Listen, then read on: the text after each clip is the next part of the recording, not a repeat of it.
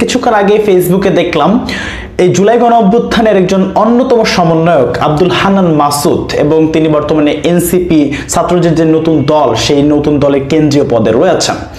তো এই আব্দুল হান্নান মাসুদের উপর বিএনপির সন্ত্রাসীরা হামলা করাচ্ছে, এরকম একটি অভিযোগ আব্দুল হান্নান মাসুদ তুলেছেন। এবং আমরা দেখেছি, তার ছবিগুলো দেখলাম, তার সহ তার নেতাকর্মীদের মাথা ফাটিয়ে দিয়েছে, কাউকে কুপিয়েছে। তো এই যে ধরনের ঘটনা ঘটিয়েছে, নিঃসন্দেহে এটা ন্যাক্কারজনক ঘটনা। প্রথমে তীব্র নিন্দা এবং প্রতিবাদ জানাচ্ছে। তারপরে বলতে চাই যে এই ঘটনার পর যেহেতু বিএনপির উপর তীর উঠেছে, সুতরাং দেখার বিষয় যে বিএনপি এ বিষয়ে কি পদক্ষেপ নেয়। প্রথমে বলে রাখি যে 5ই আগস্টের পরবর্তীতে এই ধরনের সন্ত্রাসীমূলক কর্মকাণ্ড বা সন্ত্রাসীমূলক রাজনীতি বা আধিপত্যের রাজনীতি বা পাওয়ার পলিটিক্স বাংলাদেশে হবে না।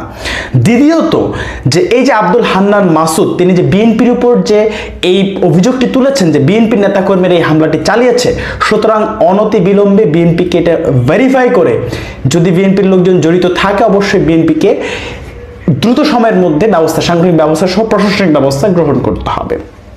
এবার বলি জনগণের উদ্দেশ্যে এবং পলিটিশিয়ানদের উদ্দেশ্যে, বা যারা নিজেকে রাজনীতিবিদ মনে করেন তাদের উদ্দেশ্যে বলতে চাই যে হয়তো রাজনৈতিক বিরোধিতা টকশোতে থাকবে, মতবিরোধ বক্তব্যের মধ্যে থাকবে, কিন্তু গায়ে হাত তোলার আপনার এই অধিকার আপনাকে কে দিয়েছে? নিশ্চয়ই এটার আইনি কোনো অধিকার নেই। সুতরাং পলিটিক্যাল, যদি আপনি নিজেকে একজন পলিটিশিয়ান হিসেবে বিবেচনা করেন বা নিজেকে যদি একজন পলিটিশিয়ান হিসেবে দাবি করেন, সুতরাং আপনার উদ্দেশ্য হবে এবং আপনার কাজকর্ম হবে পলিটিশিয়ানের মতো। এই যে কারো গায়ে হাত তোলা, মতের বিরোধ হলে তাকে ধরে পিটানো, এটা ভাই পলিটিশিয়ানদের কাজ না, এটা হলো সন্ত্রাসীদের কাজ। এই কাজ যারা করবে তাদেরকে আপনারা বলবেন সন্ত্রাসী, নট এ পলিটিশিয়ান। পলিটিশিয়ান হলো সেই যে হয়তো আপনার কারোর সাথে মতবিরোধ থাকতে পারে, কেউ বক্তব্য দিয়েছে, আপনি পাল্টা বক্তব্য দেন।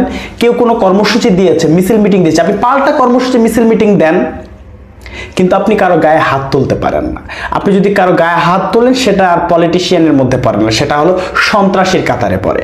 সুতরাং এই সকল ঘৃণ্য পলিটিক্স যেটা 5ই আগস্টের পূর্বে ছিল, সেই পলিটিক্স থেকে বাইরে হয়ে আসেন, নইলে সামনে বিপদ আছে।